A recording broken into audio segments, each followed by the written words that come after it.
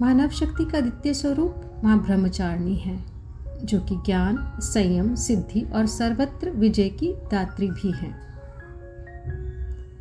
नवरात्रि के 9 दिन देवी दुर्गा के 9 अलग अलग स्वरूपों की पूजा की जाती है। देवी ब्रह्मचारिणी की पूजा नवरात्रि के दूसरे दिन की जाती है। माँ ब्रह्मचारिणी का स्वरूप ज्योतिर्मय है। इनकी उपासना से विघ्न बाधाएं दूर होती हैं और सभी मनोरथों की सिद्धि और विजय की प्राप्ति होती है। इनकी उपासना से तप, त्याग, वैराग्य, सदाचार और संयम की वृद्धि होती है। नवरात्रि के दूसरे दिन स्वाधिष्ठान चक्र में ध्यान लगाने से मां ब्रह्मचारिणी की कृपा और भक्ति प्राप्त होती है। पूजा की विधि। पूजा के लिए हाथ में पुष्प लेकर मां ब्रह्मचारिणी का ध्यान करें और उनसे प्रार्थना करें। अब देवी को पंचामृत से स्नान कराएं और उन्हें सफेद और सुगंधित पुष्प, अक्षत, कुमकुम अर्पित करें।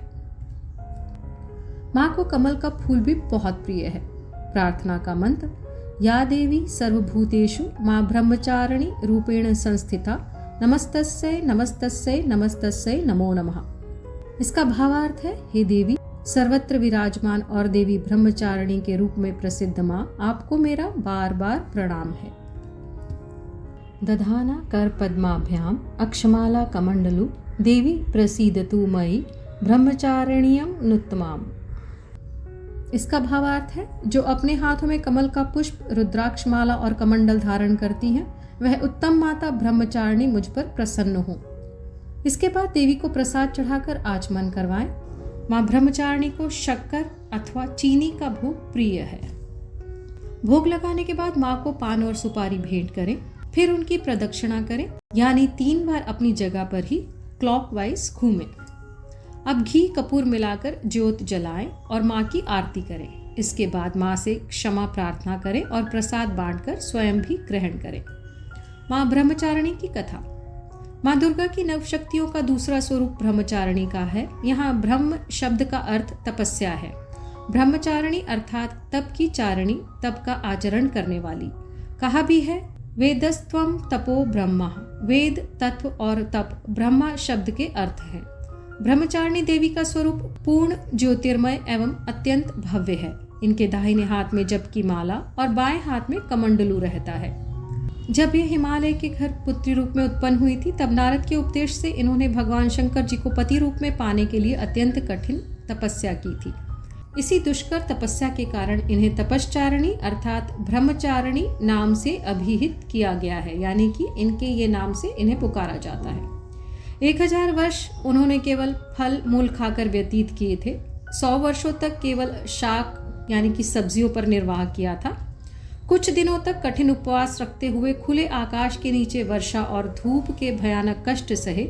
इस कठिन तपश्चर्या के पश्चात 3000 वर्षों तक केवल जमीन पर गिरे हुए बेलपत्रों को खाकर वह भगवान शंकर की आराधना करती रही।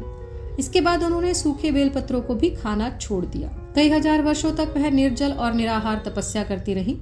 पत्तों यानी पर्ण को भी खाना छोड़ देने के कारण उनका एक नाम अपर्णा भी पड़ गया। कई हजार वर्षों की इस कठिन तपस्या के कारण ब्रह्मचारिणी देवी का वह पूर्व जन्म का शरीर एकदम क्षीण हो गया। वह अत्यंत ही कृशकाय हो गई थी। उनकी यह दशा देखकर उनकी माता मेना अत्यंत दुखित हो उठी। उन्होंने उन्हें उस कठिन तपस्या से विरत करने के लिए आवाज दी, ऊ माँ, यानी कि अरे नहीं, ओ नहीं। तब से देवी ब्रह्मचारिणी का पूर्व जन्म का एक नाम उमा भी पड़ गया था। उनकी इस तपस्या से तीनों लोकों में हाहाकार मच गया। देवता, ऋषि, सिद्धगण, मुनि सभी ब्रह्मचारिणी देवी की इस तपस्या को अभूतपूर्व पुण्यकृत बताते हुए उनकी सराहना करने लगे। अंत में पितामह ब्रह्मा जी ने आकाशवाणी के द्वारा उन्हें संबोधित करते हुए प्रसन्न स्वरों में कहा, हे देवी, आज तक किसी ने ऐसी कठोर तपस्या नहीं की थी। ऐसी तपस्या तुम ही से संभव थी।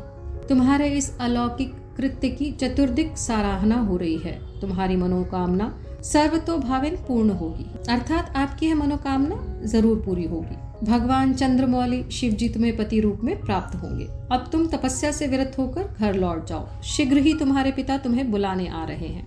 माँ दुर्गा जी का यह दूसरा स्वरूप भक्तों और सिद्धों को अनंत फल देने वाला है।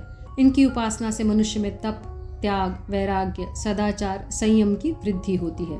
जीवन के कठिन संघर्षों में भी उसका मन कर्तव्य पथ से विचलित नहीं होता। माँ ब्रह्मचारिणी देवी की कृपा से उसे सर्वत्र सिद्धि और विजय की प्राप्ति होती है। दुर्गा पूजा के दूसरे दिन इन्हीं के स्वरूप की उपासना की जाती है। इस दिन साधक का मन स्वाधिष्ठान चक्र में स्थित होता है। इस चक्र में अवस्थित मन वाला योगी उनकी कृपा और भक्ति प्राप्त करता है। सनातन और वैदिक इतिहास से जुड़ने के लिए कृपया इस चैनल को सब्सक्राइब करें। जय माता दी।